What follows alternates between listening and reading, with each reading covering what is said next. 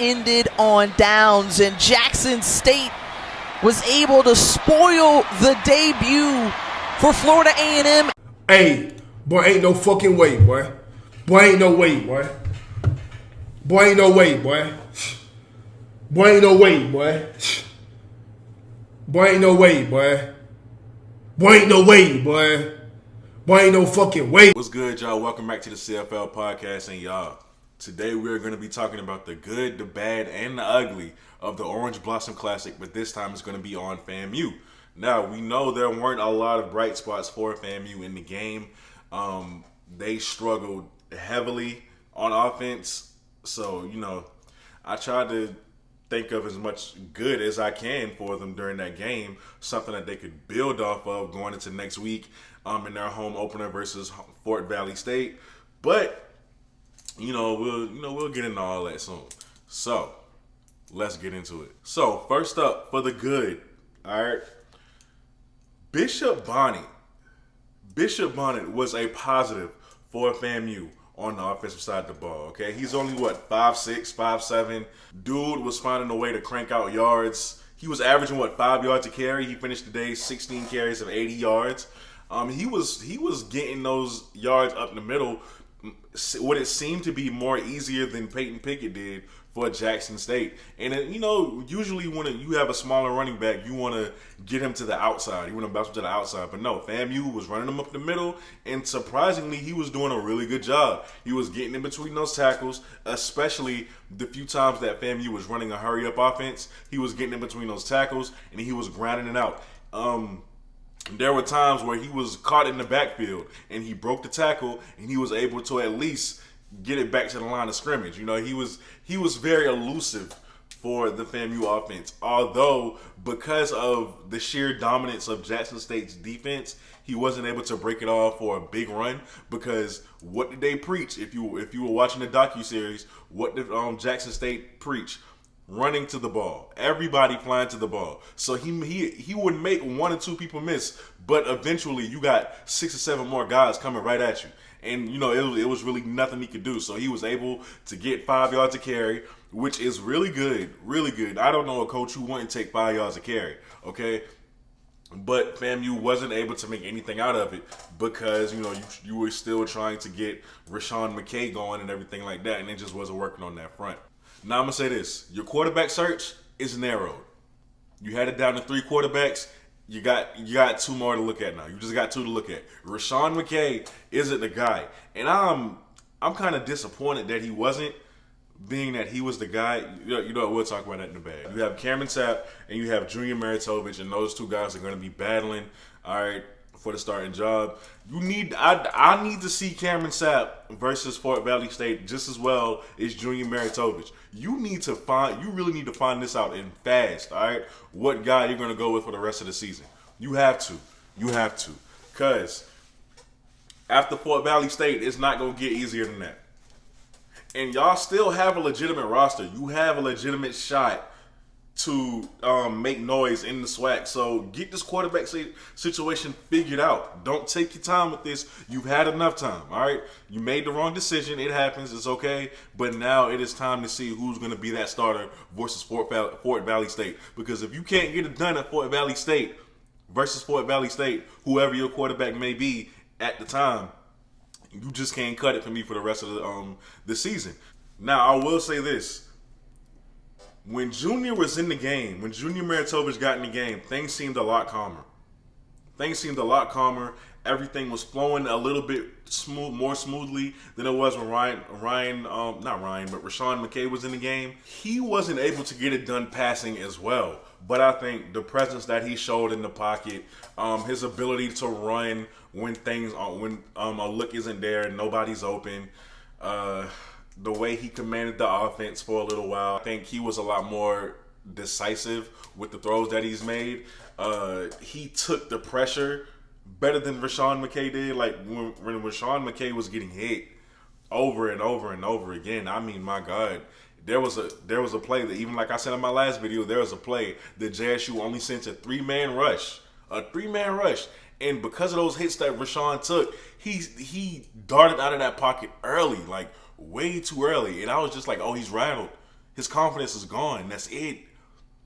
And you just didn't see that with Junior Maritovich. So, Junior, all eyes on you, man. All eyes on you to see what you can do. He didn't have the best showing as well. I'm just saying things were a lot calmer. I think there might be something there that you can build off of with Junior Maritovich. So I'm very interested to see how he does this upcoming Saturday versus Fort Valley State. And the last good I have is your run defense. Your run defense performed very well. I'm giving y'all that. Your run defense performed very well. Peyton Pickett and Santee Marshall, although they were getting like Peyton was getting 4 yards a game. It seemed as though he had the hardest time doing it. It did not come as easy as it did for Bishop Bonnet at FAMU. Peyton Pickett was fighting for those yards. Okay, I think he had one big run, he had one nice run, but the rest he was fighting for those yards. Santee Marshall fighting for those yards heavily. So your run defense was well. I think that's something that you could hang your hat on. That's something that you could take into next week and the week after. And it goes without saying that Marquise played well, stopping the run too. But I'm not as confident in your secondary. Now let's get to the bad. The Rack Boys. Y'all ain't showed up. They didn't show up. David Manigo had 3 catches for 43 yards. Chad Hunter, 7 catches, 49 yards. And Xavier Smith, which was the most disappointing. Y'all, 6 catches for 16 yards. You are the X factor for FAMU. If you can't get it going, nobody's going to get it going. I expected Xavier Smith to be the spark. I did. And credit to JSU's defensive coordinator for putting who they put on him to make sure that he stayed in check. I went on record as saying you are not going to stop Xavier Smith, but you can contain him. And, they did both. Because those 6 catches were absolutely meaningless because he only got 16 yards from them, okay? I watching the game, I was a little bit frustrated at FAMU's offensive coordinator because send Xavier Smith on a jet sweep, more than one. He got stopped one time, but send him on more than one. Be creative with him. Take a shot with him. Like, put him in all these different packages and formations just to try to see what you can get from him. And you didn't do either of those things. You did none of them. Like, you just kept him where he was. You let him run these little shallow routes, these short stints, and he was getting catches, but it wasn't going anywhere. They made sure Xavier Smith was not gonna be the death of them on defense. So yes, I blame the offensive coordinator for that. I'm not gonna give him all the blame because Xavier, I still expect you to find a way to get it done. But the offensive coordinator deserves blame for not being able to put his best playmaker in the right position to make plays. As a matter of fact, do y'all remember the game West Virginia versus Oklahoma back when Tavon Austin was at West Virginia? He was used at running back. He was used in slot receiver. He was in kick return. He was in punt return. He was on the outside at receiver. So many things, so many ways that they used him.